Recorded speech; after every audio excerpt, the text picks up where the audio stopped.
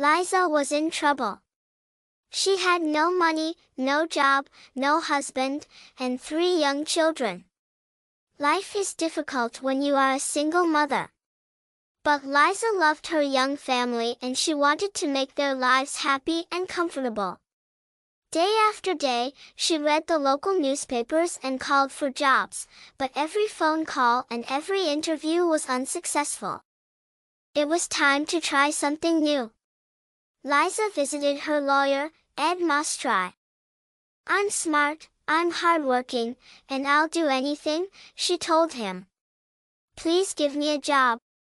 It was a strange way to find a job, but Liza did what she had to do.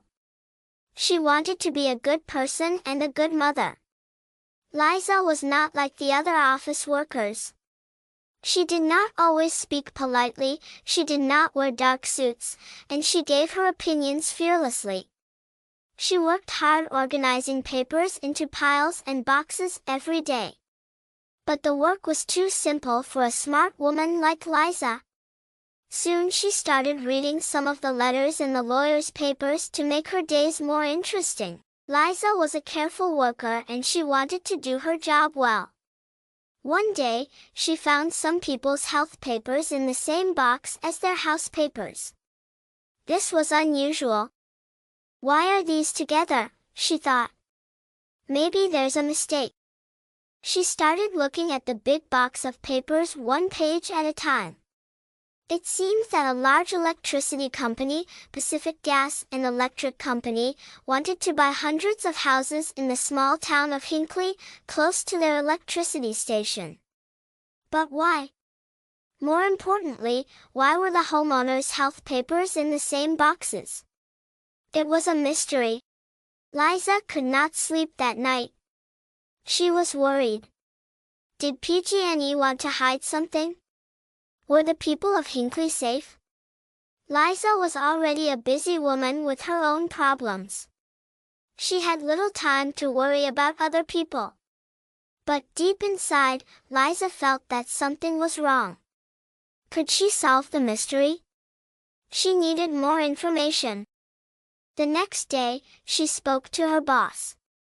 With his help, Liza started looking more closely at the papers. Liza discovered more and more strange papers in the Hinckley box. She realized that there was a serious problem. She loved her family and she wanted to spend more time with them.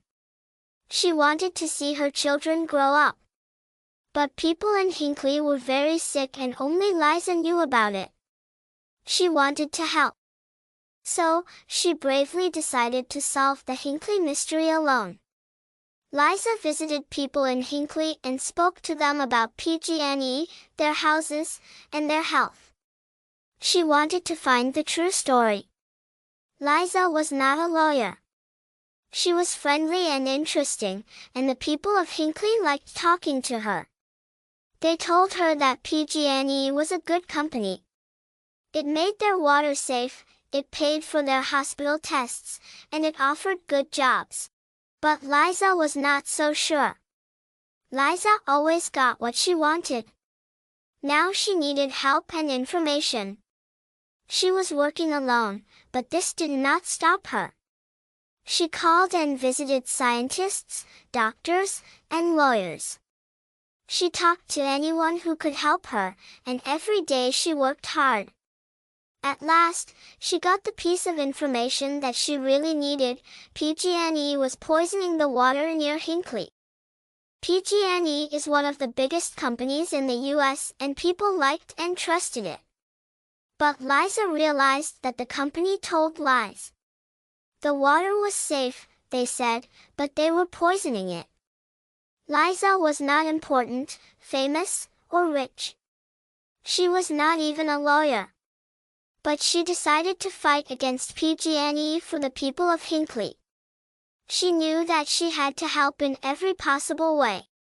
How many people were poisoned in Hinckley? Was anyone in danger? Liza returned to the town to find out. People knew Liza now, they trusted her and they talked honestly about their health problems. Hundreds of people in Hinckley had terrible illnesses and some were dying. As Liza listened to the great problems and worries in these people's lives, she became very angry. PG&E knew that it was killing people. It was expensive to clean the water from its electricity station, so the dirty water ran into Hinckley's river and drinking water. Now the company wanted to buy the houses and keep the secret. It was not worried about the people who became sick, it was worried about possible payments to those people. Money was a big problem for Ed Mostry too at this time.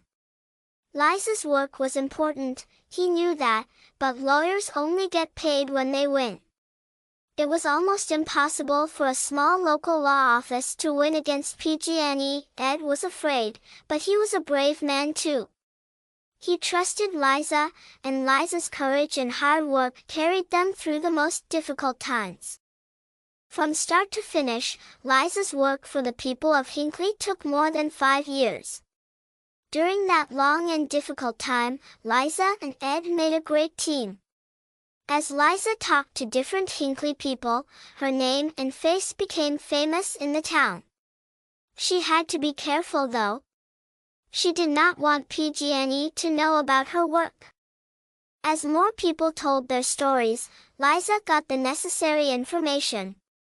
She worked longer and longer hours. She still had a family to look after too. Her body and mind were tired, but she knew that quick action was important. Finally, it was time to fight PG&E. Liza and Ed sent 634 notices for lawsuits from their small office to the large expensive offices of PG&E. It was brave, but was it crazy? PG&E was a dangerous enemy. Was this the end for Ed's company? When PG&E received the notices for the lawsuits, its lawyers immediately realized the danger. The sick people of Hinckley wanted a lot of money from the company. More lawyers were brought in on both sides. The lawsuits were too big for Liza and Ed alone. But Liza continued to work on them. The Hinckley people were her friends now. She truly loved them and she knew more about their lives and problems than anyone. So Liza, Ed, and the lawyers from other companies worked together to do their best for the people of Hinckley. After months of hard work, important lawyers in expensive clothes filled a small courtroom. PG&E bosses sat quietly in their chairs, trying not to look worried. Liza was nervous and excited. She thought about her friends in Hinckley and she remembered the long years behind her. As the judge spoke his final words, she listened silently. PG&E had to pay $333 million to the people of Hinckley. It was the largest amount of money for this type of lawsuit in the history of the United States. This also gave hope to other ordinary people and small law offices. And when PG&E stopped poisoning the water at Hinckley, hundreds of people's lives were saved. After their fight against PG&E, Liza and Ed had enough money to stop working forever. But today, Liza is still working for Ed's office. She is not a lawyer, she always liked to do things her own way and she has not changed. But her health, her family, and the people of Hinckley are more important. Today, she works for other ordinary people who are fighting against big companies. Her courage and hard work continue to help people and save lives.